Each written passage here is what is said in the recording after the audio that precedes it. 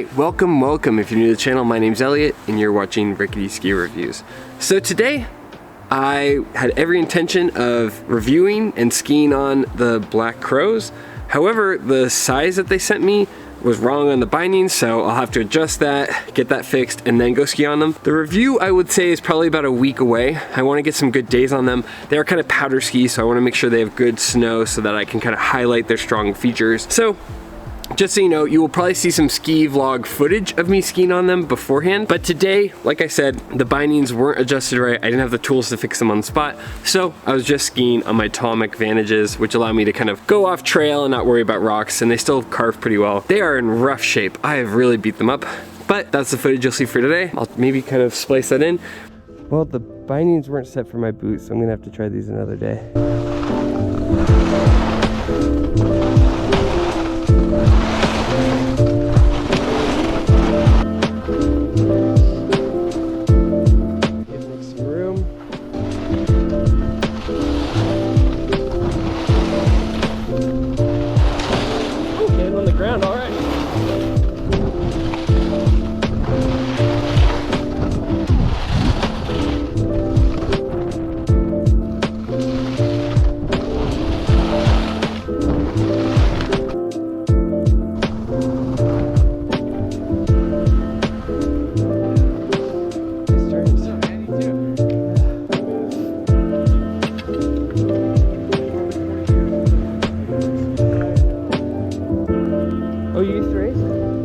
Oh, cool. Yeah. Also, I get like a bunch of comments saying like, oh, I thought your skiing would be better. I thought. Okay. Go touch snow. I don't know. I don't know what else to tell you.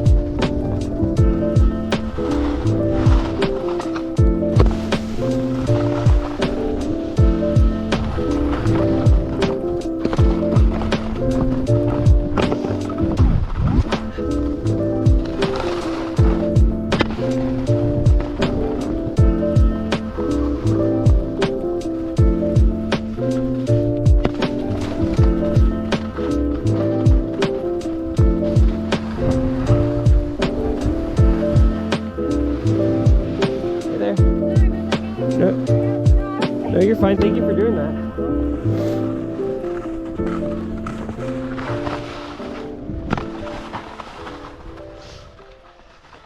But I didn't want to just give you guys GoPro footage. I also wanted to kind of talk about the ski industry and react to some things. So today, we're going to be talking about Volkl. So let's jump right into it. Now, the first thing I want to talk about is a link that somebody sent me. It was Dominic. Dominic regularly sends me emails and I love the stuff he sends. It's usually really insightful. So thank you to Dominic C. Dominic sent me a link with a new ski coming out from Volkl. It is the V.werks 100 2024. The V.werks, I believe, is like an alternative or like a different version of the Volkl Deacon. The Volkl Deacon has a lot of different widths and a lot of different styles. This seems to be a premium one. I haven't looked too much into it. I want to save that for my reaction here. But what's interesting about this ski is it is $2,500. I've also seen from other companies like Head, where they have a Porsche branded ski that's also like similarly priced. I think it's around $2,000. There are a ton of companies that seem to be making premium versions of their skis. It seems as if they're kind of following in the tracks of Bomber, who has these like art style skis that are collector's editions that are over $2,000. I'm not sure why they're doing it. It doesn't seem like it's the best performing ski. I haven't seen anything in their advertising that makes me think it's an inherently better ski. Why they're doing it? I think honestly they're seeing some of these other premium brands like Stokely, Castle, like Bomber with their kind of artsy skis. I think they see that these other skis are selling for way more, double, triple what they're selling, and they go, we can make a premium ski. You guys want to spend a lot of money on skis, we'll do it too. So I'm not sure exactly. We're gonna jump into it, we're gonna see more information, but I do wanna say that my initial reaction is that unless you've tried these skis and you absolutely love them, then you know more than I do, but my initial reaction is don't buy these. They likely are not a better ski. Typically with premium skis, even Stokely, which I like, which is one of my favorite ski brands and is a premium ski brand, even for them, I'm like, okay, they're like 5 to 10% better than Atomic. They're not that much better. And that's only for carving. When it comes to going off in the woods, the Atomics totally kill the Stokelys. So like, you know what I mean? Like, they're good for carving, but they're not that much better. They're not, you know, double, triple price. So I tend to not find a lot of value with these premium brands. Maybe I'm wrong. I haven't tried the specific ski. I've only tried the Volkl Deacon, but I have a hard time imagining what makes a ski cost almost 5 times what a Volkl Deacon does. It looks like they're celebrating 100 years. It's suitable for free ride, all mountain and touring. It's got a cool graphic. They've used some renewable flax fibers. We're gonna watch their video. We're gonna see what they say about it. But my initial reaction is if you see some of these premium collector designer skis, I would steer clear. I think that it's a bunch of baloney. If you actually care about how the ski skis, there's very little chance that it's providing that much extra value. But again, that's just my initial reaction. Sometimes I can jump the gun on my observations, but this seems like a bunch of baloney to me. We'll cover the V.werks marketing video because there's literally no video review of the V.werks 100 other than what Volkl has put out. There are other V.werks reviews, but not this specific one. So even if I wanted to react to a review of it, I can't because nobody seems to have gotten their hands on it. Also, selling a ski without having any reviews of it is wild, but that's a whole nother thing. So here we go.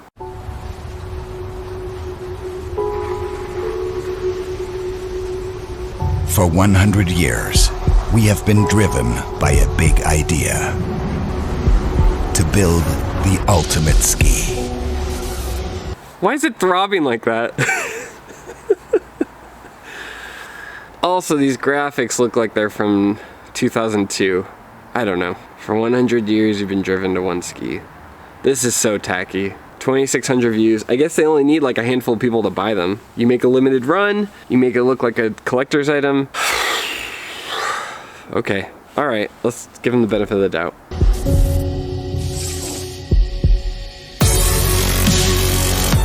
Inspired by our racing history, revolutionary in its technology, unmatched in its precision of every single detail.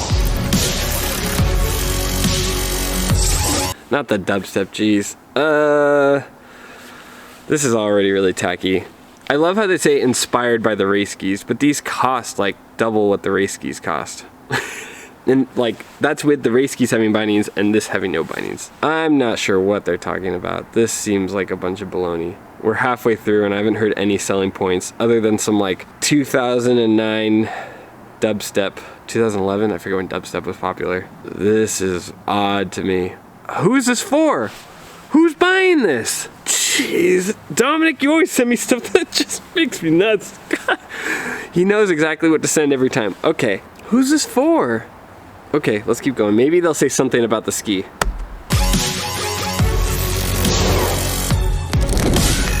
Breathtaking in its shape.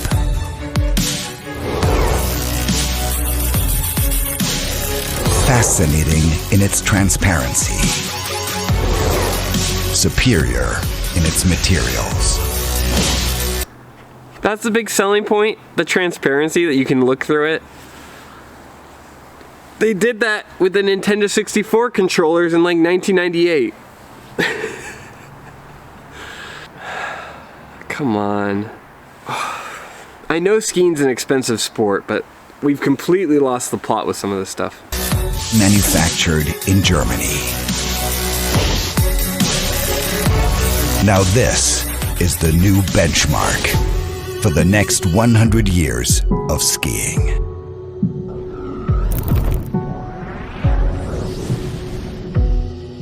The Volkl V.werks 100, made in Germany.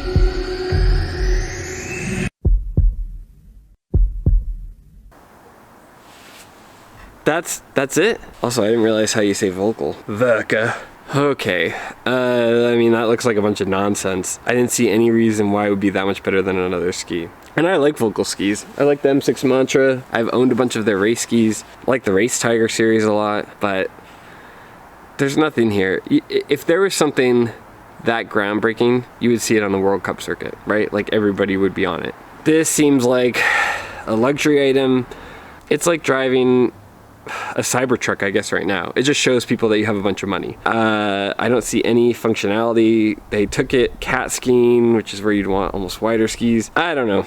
Hard to get a read on who this is for or what this is for. Volkl, if you want me to review them, I will review anything that's safe to ski on, but I don't know. I can't imagine what the ski could do that I would think, yeah, this is worth 5 times every other ski on sale. Maybe it would like open my third eye and my skiing chakra would flow through my body, but I can't see anything that would make this ski worth this much money. I don't know.